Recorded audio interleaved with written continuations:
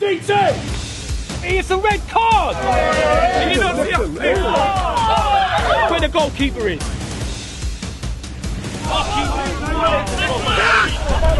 You need to get some more money out, Robbie.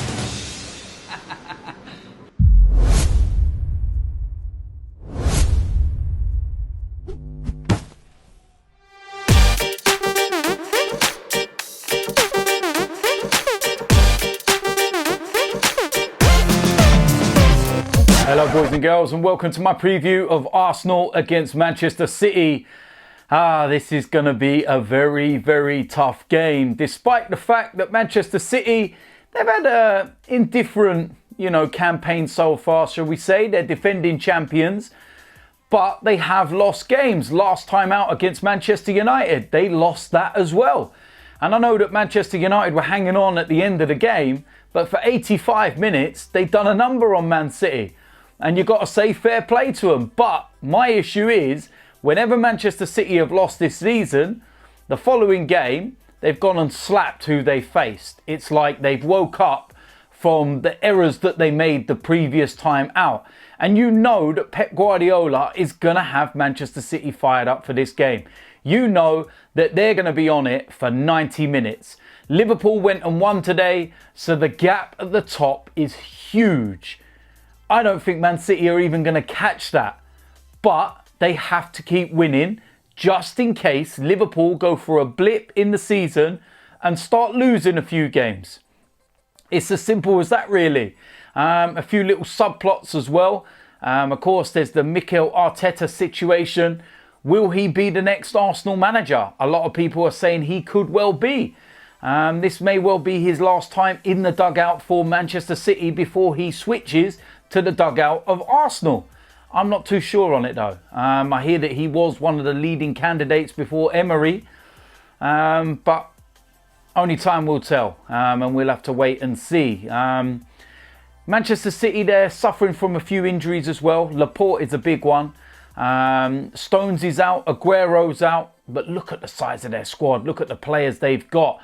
And on the flip side, look at the players we're missing. We're going through a bit of an injury crisis at the moment.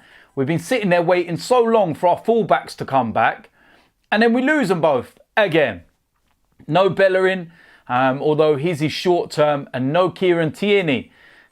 Dislocated his shoulder against West Ham, and he's got to have an operation this week, and he's actually going to be out for around about 3 months. A massive, massive blow. Granit Xhaka, he can't play in this game because he suffered with concussion in the game against West Ham, and there's new rules and everything else, so he's not available. Now Nicolas Pepe, he is available, despite those hefty challenges by Cresswell on him in the game against West Ham. And yeah, I don't know, man, it's one of those, isn't it? If we turn up and we actually put a decent performance in and we lose, you can hold your head high and say, you know what, we'll take that. At least we show a little something. Or it can be one of those where we don't turn up and we get absolutely embarrassed by Manchester City. And if it's that, then I tell you something, there's going to be a lot of us that are not happy with that kind of performance. We want to at least see something, show up and, have a bit of fight, a bit of pride. That's what we want as fans. That's all we want. We just want to see a bit of pride, a bit of fight and a bit of passion. And hopefully that's enough to see us through. We can win the game. Yeah, we've got the capabilities. And in attack, we've certainly got enough to hurt Man City. But it's at the other end because defensively, we're an absolute shambles. But let's go and try and get into this starting 11. Now, last week against Manchester City, I predicted the 1-11 correctly. Of course, Bellerin came out during the warm-up. But it was right, and I think that, Freddie has to go with that same formation in terms of the 4-2-3-1. But of course, personnel will be different. Starting off in goal, Leno. And he's been one of our players of the season. He's one of the best goalkeepers in the Premier League, and he's going to need to be on his game if we stand a chance of winning this one. It's as simple as that.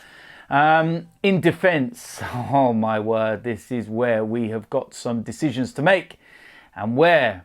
I'm not too sure, but on the right-hand side, I'm going to go with Maitland-Niles. Not because I want to, but because we don't have any other choice. Now, some people will say Callum Chambers come across. No, not for me. They will be going up against Raheem Sterling, and it's going to be a tough task, but at least Maitland-Niles has got a bit of pace about him.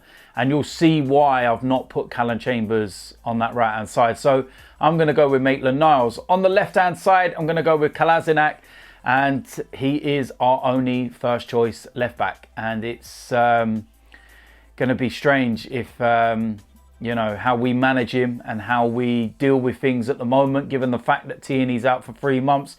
Because if Kolasinac gets injured, then we really are screwed. We don't have a left back at all. And you look at the Liège game, we went to 3 at the back and had to use Saka as a left wing back. I don't want to be seeing none of that again.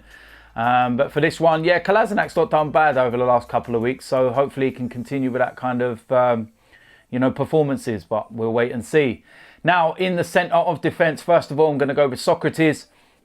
And same as what I said with the West Ham game, he's the lesser of the two with David Luiz in terms of the calamities, and that's what I would go with between him and David Luiz. I know Rob Holding's still not back. Mavropanos, absolutely no chance. So it's between Sokratis and Luiz for the experience, and I'm going to go with Sokratis.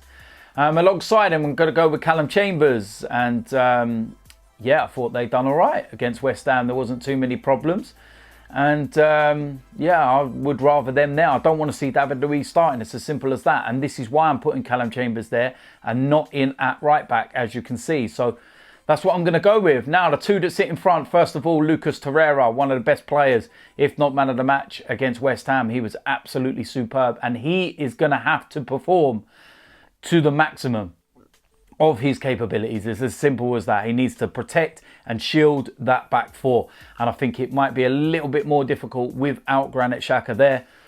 But listen, Lucas Torreira is more than capable. So that's what I'm going to go with. Alongside him, I'm going to go with Guendouzi. Like I said, Granit Xhaka is out. Otherwise, I would have him starting. But we're going to have Guendouzi there. There's a choice that maybe Joe Willock, but I'm going to go with Guendouzi. He came out of the side the last couple of weeks. Maybe that's what he needed. Maybe that would have given him a little kick up the backside. Maybe it might have freshened him up and recharged his batteries. And he needs to be, you know, disciplined in this game and stop rolling around and doing all this pathetic stuff that I've seen you doing over recent weeks. And yeah, like I said, you just have to be disciplined, and he has to be on it from minute 1 to 90. And it's as simple as that. Going to move to the attacking areas. First of all, on the right-hand side, Nicolas Pepe. And if we're going to cause some problems to Man City, then he has to be on it, like he was in that final 30, or even before that, I would say, against West Ham, because he was one that was causing problems. So, yeah, he has to be on it. It's as simple as that. And I'm so glad he's fit, because he is crucial to the way that we're going to play. So, yeah, Nicolas Pepe on that right-hand side. In the middle of that three, I'm going to go with Meza Oziel. Now, I had a bit of a debate over this one with Robbie. And what I say about Meza Oziel, I think that in recent weeks his work rate's actually been decent.